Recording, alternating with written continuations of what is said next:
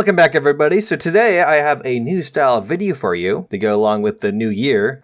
Gonna be War Thunder Mythbusters, where I bust War Thunder myths. Well, put them to the test, see if they're true or not. So if you have any good myths that you want me to put to the test, just put them in the comments. Ideally, you could link where you first heard about them or whatever, as the first two I'm going to be testing in this video came from Reddit, although I lost one of the links. So the first one coming up is air-to-air missiles can be thrown off with rockets, unguided rockets. So the test with this one was actually pretty simple. All you have to do is have two jets, one with missiles, one with rockets, and have the dude fire a missile at you, and then you shoot the rockets. In this case, I had PG, my Discord mod, fire missiles at me, and I just fired rockets off. And it actually worked. The first time it didn't work, which was weird, but later tests showed that it did indeed work. If you are being targeted by a missile, fire some unguided rockets, and it will throw the missile off. Now, we did a few more other tests with different types of rockets and different types of missiles, and it seems no matter what kind of missile it is or what kind of rocket you're shooting, even the smallest rockets in game on the 109 F2 will still be able to throw off an air-to-air missile. And I found out the best way to practice this strategy is to, once you get the warning that the missile is locked, fire the rockets. Typically, you only need to fire one salvo of rockets, but no, just because the missile is no longer tracking you, that it doesn't mean it won't hurt you. I found a few times that the missile will fly off course and then explode near me, still damaging my plane. Typically, this happens in slower planes. You know, that one French jet that has a little rocket pod built into it that lowers when you fire the rockets, that could actually be really useful because the rockets wouldn't reduce your flight performance as much. Now, there's a few other tests that I should have done that I didn't really get around doing to see if someone else's rockets flying near you would throw off somebody's lock, but I didn't have enough friends at the time to do that. Also, I doubt that would ever actually be useful in game, but I also wanted to see if ATGMs fired from helicopters would throw off missiles. But unfortunately, nobody I knew that I was working with at the time had a helicopter with air-to-air missiles on it, so we had to use a jet, and by the time the jet could lock onto the enemy helicopter, you would basically be running right into them. We did get it to work once, and the dude reported the missile did fly off a little bit, but it still hit me quite directly. I guess you could say it's very unconclusive. However, I am leaning the direction it's probably not going to work. But upon that's also not exactly the most combat effective strategy, as you only have 4 ATGMs and they can be quite valuable in combat. I'd also like to see if the Mistrals from the Italian Spag would be thrown off. I'm pretty sure they would, but it'd be nice to see it actually happen. But the long short of this is that yes, you can indeed throw off anti-air missiles with unguided rockets. But not only that, but it actually could be effective for in-game play and not just some weird gimmick that you do. It'd be really funny to do it against the MiG-21s that don't have much gun ammo, so they waste all their missiles on unguided rockets. The next myth that I want to talk about was actually from a Reddit post that got about 300 upvotes, titled "Armour Degradation is actually a thing in War Thunder." The myth here is that armor degrades as it gets shot at, and eventually you should be able to get through it with a gun. The Reddit post perpetuating this rumor shows a dude shoot at a T-34. First it doesn't penetrate, but eventually it does. So to test this rumor, what I did is I took out a T-3, a Panzer III on the Russian team, went over to the side of the Tiger II, and its sides are angled but at 80 millimeters, and the T-3 has about 80 millimeters of penetration with its main round. So at first it should not be able to penetrate. However, after some time it should gain the ability if the armor does indeed degrade. And I shot 100 rounds at the Tiger II side, and through all 100 rounds of the main ammunition, it did not penetrate. I did accidentally shoot the APCR at it, which will penetrate, but even then the armor did not produce its quality at all. So how did this guy get the results of him penetrating the tank after shooting it for a while? Well, he's not trying to trick anyone. He's most likely ill-informed on the situation. If you notice, he's testing this out on the custom-made test map where you go and shoot enemy tanks. Now, this being a custom map is very important because the custom map is in no way related to the server. It's a single-player mission made by a user. And what can happen, especially on this independent custom map, because there's so many vehicles that spawn and there's so many commands in it, typically eats up a lot of RAM. And when your computer's running low on RAM, War Thunder can start acting a little weird. Now, normally this isn't an issue because you're connected to the server, so the client sends out, this is what's happening on my side, and the server says, no, that doesn't actually happen, because the server has plenty amount of RAM to run the game, even if your computer is chugging out. So in this weird state though, when it doesn't have the server to check to make sure the penetrations are correct, it will start allowing any round to penetrate in a tank. I did this a while back when my computer was garbage, and I was able to penetrate anything with the Whirlwind AT belts. However, when I made a custom game with bots and seeing if this would still work, it did not, because that time it had the server to back up the answers. Unfortunately,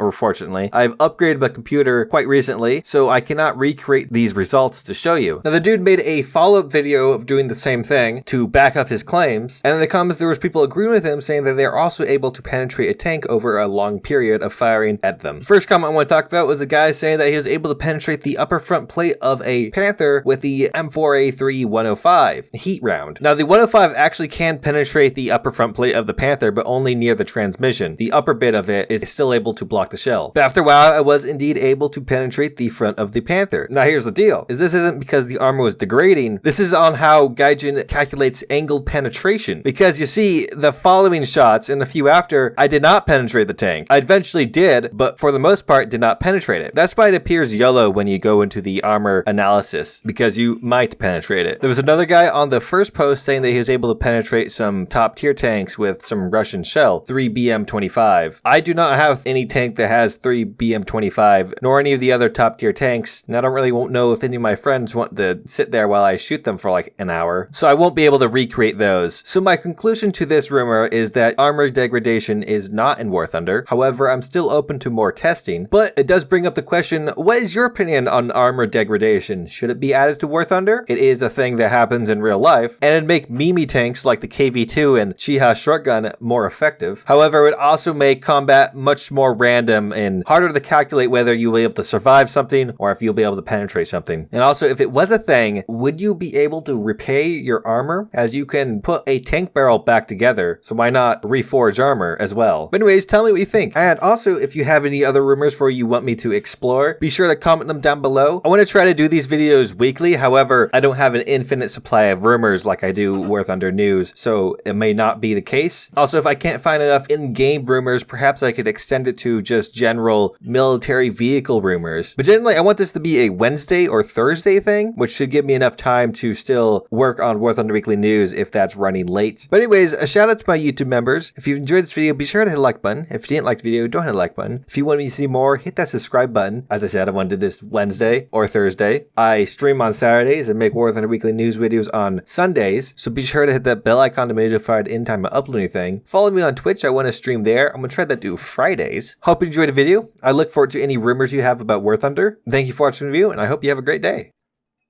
In the terms of bonus rumors, because I feel like one of you guys will stab me if I don't have a bonus rumor, you can indeed lock onto the sun with an anti-air missile. Just be careful, because I'm pretty sure if you do actually hit it, it turns into a night battle, and those can get kind of hectic.